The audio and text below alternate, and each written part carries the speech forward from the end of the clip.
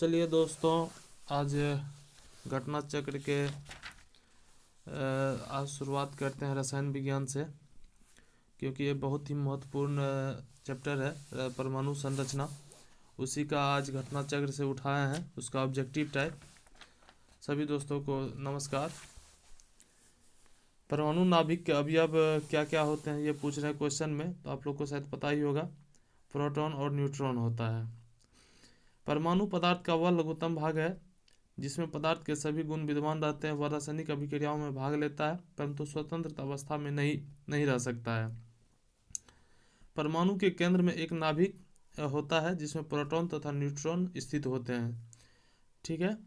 Proton तथा neutron विद्युत उदासीन कण होता है। परमाणु में इलेक्ट्रॉन नाभिक के चारों ओर एक निश्चित कक्षा में चलकर चक्कर लगाते रहते हैं, जिन्हें ऊर्जा स्तर, उसके एनर्जी लेवल कहते हैं। दोस्तों, तो ये क्लियर क्वेश्चन हुआ। तो परमाणु के नाभिक के अवयव में क्या क्या रहते हैं? तो प्रोटॉन और न्यूट्रॉन। आणविक संरचना के बारे में निम्नलिखित में से कौन सा कथन सही है? तो आणविक संरचना के बारे में निम्नलिखित में से कौन सा कथन सत्य है? तो इसमें प्रोटॉन तथा न्यूट्रॉन होंगे। ठीक है। न्यूक्लियस में होते हैं तथा इलेक्ट्रॉन न्यूक्लियस के इर्द गिर्द चक्कर लगाते हैं, क्योंकि इससे पहले भी हम लोग एक्सप्लेनेशन किए थे, उसमें समझ गए थे। तो आणविक संरचना के बारे में निम्नलिखित में कौन सा कथन सत्य है? तो प्रोटॉन तथा न्यूट्रॉन न्यूक्लियस में होते हैं तथा इलेक्ट्रॉन न्यूक्लियस के इर्द गिर्द चक्कर लगाते रहते हैं।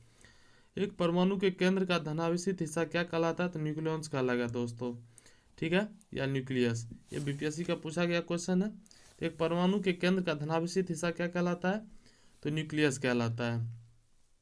एक परमाणु के केंद्र का धनावेशित हिस्सा नाभिक या न्यूक्लियस कहलाता है। नाभिक परमाणु का केंद्रक होता है। परमाणु के नाभिक में प्रोटॉन तथा न्यूट्रॉन अवस्थित रूप से न्यूक्लियस कहलाते हैं। प्रोटॉन धनात्मक आवेश युक्त मूलभूत कण है तथा न्यूट्रॉन उदासीन होता है, जिस कारण नाभिक धनावेशित होता है। तो दोस्तों, शायद आप लोग अच्छे से समझ गए होंगे। तो एक परमाणु के केंद्र का धनावेशित हिस्सा क्या कहलाता है? तो न्यूक्लियस कहलाता है। निम्नलिखित में कौन सा अणु एटम का भाग नहीं है? तो एक अणु में प्रोटॉन भी होता है, इलेक्ट्रॉन भी होता है, न्यूट्रॉन भी होता है, लेकिन फोटॉन नहीं होता है। इलेक्ट्रॉन, प्रोटॉन एवं न्यूट्रॉन परमाणु के मूल अवयव है, जबकि फोटॉन ऊर्जा के बंडल पैकेट्स होते हैं जो प्रकाश के वेग से चलते हैं।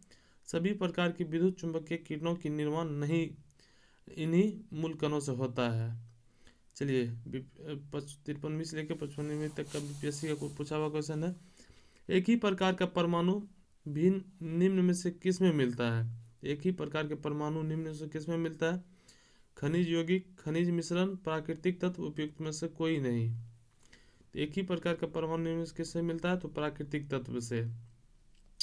एक्सप्लेनेशन दिया हुआ, एक ही प्रकार का परमाणु प्राकृतिक तत्व मिलता है तो प्राकृतिक तत्व से मिलता है। परमाणुीय नाभिक किसने खोजा था? तो इसमें दोस्तों दिया हुआ है रदरफोर्ड। तो परमाणु के नाभिक का खोज अर्नेस्ट रदरफोर्ड ने वर्ष 1911 में की थी। तो परमाणु नाभिक किसने खोजा था? तो रदरफोर्ड ने। तो परमाणु के नाभिक की खोज अर्नेस्ट रदरफोर्ड ने वर्ष 1911 में की थी। एटम में न्यूट्रॉन की खोज किसने की थी? तो न्यूट्रॉन का खोज किसने करेगा दोस्तों? James Chadwick. चलिए देखते हैं दोस्तों आगे। रदरफोर्ड ने परमाणु के न्यूट्रॉन के अस्तित्व को प्रस्तावित किया था, परंतु न्यूट्रॉन का खोज वर्ष 1932 में जेम्स चैडविक ने की थी। उन्होंने पता लगाया था कि बेरिलियम Be तथा परमाणु पर यदि तीव्र गति वाले कण की बम वर्षा बम्बार्डमेंट की जाए तब उसमें विद्युत उदासीन कण मिलते हैं, जिसे न्यूट्रॉन कहते हैं। तो दोस्तों, आप लोग समझ हो गए। तो एटम में न्यूट्रॉन की खोज किसने की थी? तो जेम्स चैडविक ने। निम्नलिखित में से कौन सा एक अणु परमाणु कण नहीं है? अणु परमाणु कण नहीं है, तो इसका ऑप्शन है दोस्त ड्यूट्रॉन। तो ड्यूट्रॉन नामक ऐसा कोई अणु या परमाणु कण नहीं होता है। अणु परमाणु प्रारंभिक या सम्मिश्रक परमाणु होते हैं जो अणुओं से छोटे होते हैं। अणु परमाणु कणों में इलेक्ट्रॉन, प्रोटॉन, न्यूट्रॉन शामिल होते हैं। ड्यूट्रॉन एक स्थिर कण स्टेबल पार्टिकल है जिसे एक प्रोटॉन तथा न्यूट्रॉन होता है। निम्न से कौन सा एक कण प्रति कण युग्म नहीं है? तो दोस्त, इलेक्ट्रॉन का पॉजिट्रॉन दिया हुआ है, प्रोटॉन का न्यूट्रॉन है, और पोजीशन पूछ रहा है, प्रोटॉन का इलेक्ट्रॉन है, न्यूट्रॉन का न्यूट्रिनो है।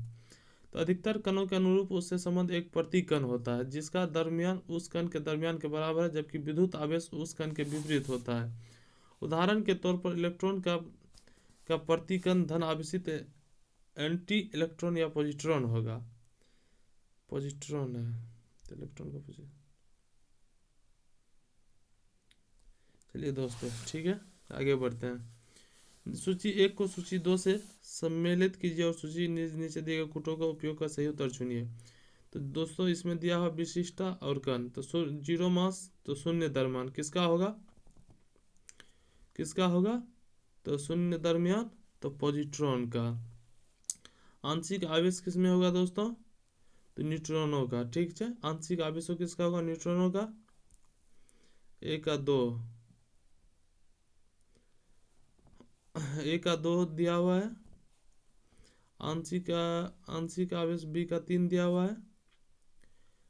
क्वार्क का सी का 4 दिया हुआ है। सी का 1 दिया हुआ है पॉजिट्रॉन का। डी का 4 दिया हुआ है फोनॉन का। तो पॉजिट्रॉन एक धनावेशित मूल कण है। चलिए दोस्तों इसका एक्सप्लेनेशन पढ़ते हैं। पॉजिट्रॉन एक धनावेशित मूल कण है जिसका द्रव्यमान एक आवेश इलेक्ट्रॉन के बराबर होता है, इसलिए इसे इलेक्ट्रॉन को विरोधी कण या एंटी पार्टिकल भी कहते हैं। इसका प्रचक्रण स्पिन हाफ होता है। न्यूट्रॉनो ये द्रव्यमान एवं आवेश रहित मूल कण है, न इसमें मास होता है न इसमें चार्ज होता है। इसकी न्यूट्रॉनो खोज किसने की थी, तो पॉली ने की थी।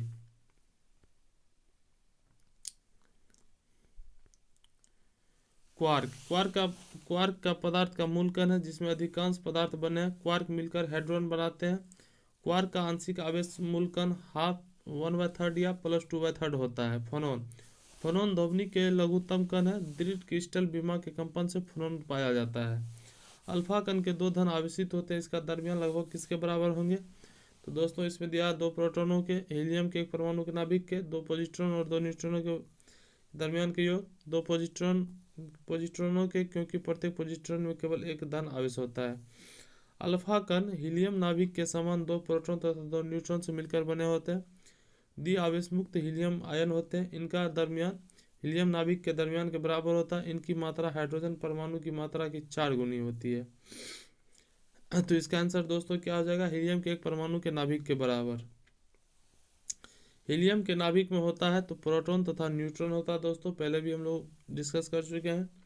निम्नलिखित में किसमें ऋणात्मक आवेश होता है, अल्फा किरणें, अल्फा कण, बीटा किरणें, बीटा कण या बीटा किरणें या गामा किरण। तो अल्फा किरण अल्फा कणों से बनती है जो धनावेशित हीलियम नाभिक होते हैं। बीटा कण ऋणावेशित इलेक्ट्रॉन तथा गामा किरणों से बने अनावेशित होते हैं। गामा विद्युत चुंबकीय तरंगों से होती है। निम्नलिखित में से कौन सा नेगेटिव है, यही पूछ रहा है। अल्फा कण पॉजिटिव चार्ज होता है, अल्फा भी पॉजिटिव चार्ज होता है, जबकि बीटा नेगेटिव चार्ज से बनता है। तो बीपीएससी का पूछा हुआ क्वेश्चन है, तो 13 का सी होगा। निम्नलिखित में से कौन सा कण आवेशित रहित है, तो इसमें दोस्त आवेश रहित का मतलब इस पर कोई चार्ज नहीं होगा। अल्फा कौन, इलेक्ट्रॉन और प्रोटॉन। अल्फा पे पॉजिटिव चार्ज होता है, इलेक्ट्रॉन पे नेगेटिव चार्ज होता है, प्रोटॉन पे प्लस चार्ज होता है, जबकि न्यूट्रॉन पे नेगेटिव कुछ नहीं होता, न्यूट्रल होता है। इसलिए इसका दोस्तों आंसर सी हो जाएगा। एक तत्व के इलेक्ट्रॉन और न्यूट्रॉन की संख्या क्रमशः 18 तथा 20 है, तो तत्व की दरमियान संख्या में दोस्तों दोनों न्यूट्रॉन और इलेक्ट्रॉन दोनों को जोड़ देना है दोस्तों। इसलिए क्योंकि P बराबर E होता है जब दोनों न्यूक्लियंस बनाते हैं उस टाइम, तो इसलिए मास बराबर हो जाएगा आपका प्रोटॉनों की संख्या प्लस न्यूट्रॉनों की संख्या। तो किसी तत्व के परमाणु के नाभिक में उपस्थित प्रोटॉन और न्यूट्रॉन की संख्या का योग उस परमाणु की दरमियान संख्या कहलाती है। उल्लेखनीय है कि परमाणु में इलेक्ट्रॉनों की संख्या प्रोटॉनों की संख्या के बराबर होती है, जिसके कारण परमाणु विद्युत उदासीन होते हैं। प्रश्नानुसार दरमियान संख्या बराबर प्रोटॉनों की संख्या प्लस न्यूट्रॉनों की संख्या, दोनों को ऐड कर दीजिए, 18 + 20 38 हो जाएगा। उसके बाद दिया प्लूटोनियम न्यूक्लियाइड के नाभिक में न्यूट्रॉनों की संख्या होती है, तो दरमियान संख्या दोस्तों इसका दोनों को ऐड कर दीजिए। ठीक है, तो इसमें देखिए प्लूटोन न्यूक्लियाइड में नाभिक न्यूट्रॉन पूछा है, तो मास बराबर प्रोटॉन प्लस न्यूट्रॉन होता है, तो इसमें घटा दीजिए। दरमियान संख्या 242, परमाणु क्रमांक 94 दिया हुआ है, दोनों को घटाइएगा, 242 में 94 तो 148 आएगा। तो प्लूटोन न्यूक्लियाइड्स के नाभिक के न्यूट्रॉनों की संख्या कितना हो जाएगा, तो 148। परमाणु जिसमें प्रोटॉनों की संख्या समान हो परंतु न्यूट्रॉनों की संख्या भिन्न भिन्न रहती है, क्या कहलाते हैं। तो देखिए दोस्तों, जैसे प्रोटॉनों की संख्या समान है परंतु न्यूट्रॉनों की संख्या तो मास डिफरेंट होगा। तो इसलिए दोस्तों ये आइसोटॉप्स हो जाएगा। ठीक है, एटॉमिक नंबर सेम है।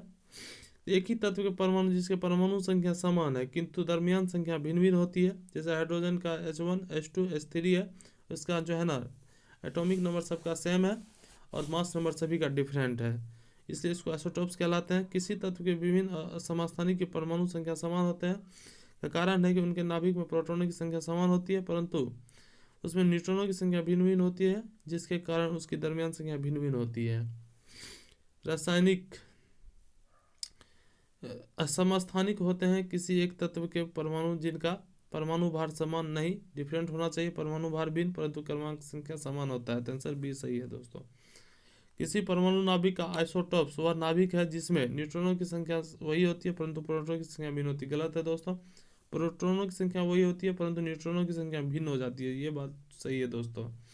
इसलिए इसका आंसर बी होगा। इसमें जो है ना एटॉमिक नंबर सेम होता है, जिसका मास डिफरेंट होता है, तो मास डिफरेंट होगा तो न्यूट्रॉन की संख्या में भी डिफरेंटनेस आएगी। निम्न से कौन सा सम न्यूट्रॉनिक, जिसका मतलब सभी का इलेक्ट्रॉन बराबर हो, तो इसको ही सम न्यूट्रॉनिक बोलते हैं। तो सभी दोस्तों देखिए, कार्बन C14, नाइट्रोजन 15, इसका एटॉमिक नंबर 7 और मास नंबर 15, ऑक्सीजन का एटॉमिक नंबर 8 और मास नंबर 16, तो सबको घटाइए तो 8 आ रहा है। तो तीनों के में के न्यूट्रॉनों की संख्या 8 है, इसलिए इसे सब न्यूट्रॉनिक कहते हैं। रेडियो एक्टिविटी मापी जाती है, तो दोस्तों दिया हुआ है रेडियो एक्टिविटी किससे मापी जाती है, तो गैगर काउंटर को गैगर मूलर काउंटर के नाम से भी जाना जाता है। यह एक प्रकाश कण का सूचक है जिसका प्रयोग अनियमित विकिरण को मापने के लिए किया जाता है। इस उपकरणों के द्वारा नाभिक के विकिरण के उत्सर्जन को पता लगाया जाता है। तो रेडियो एक्टिविटी मापी जाती है तो गैगर काउंटर से दोस्तों, और इसका खोज किसने किया था रेडियो एक्टिविटी की, तो हेनरी बेक्वेल ने। धन्यवाद दोस्तों, आज के लिए इतना ही सेशन काफ़ी है। आप सभी लोग पूरी मेहनत से इसको पढ़िए। ये बिहार दरोगा हो गया, ये कोई भी PCS का एग्ज़ाम हो गया, उसके लिए बहुत ही बेनिफिट और लाभदायक रहेगी। धन्यवाद दोस्तों, आज का सेशन यही ख़त्म करते हैं। जय हिंद।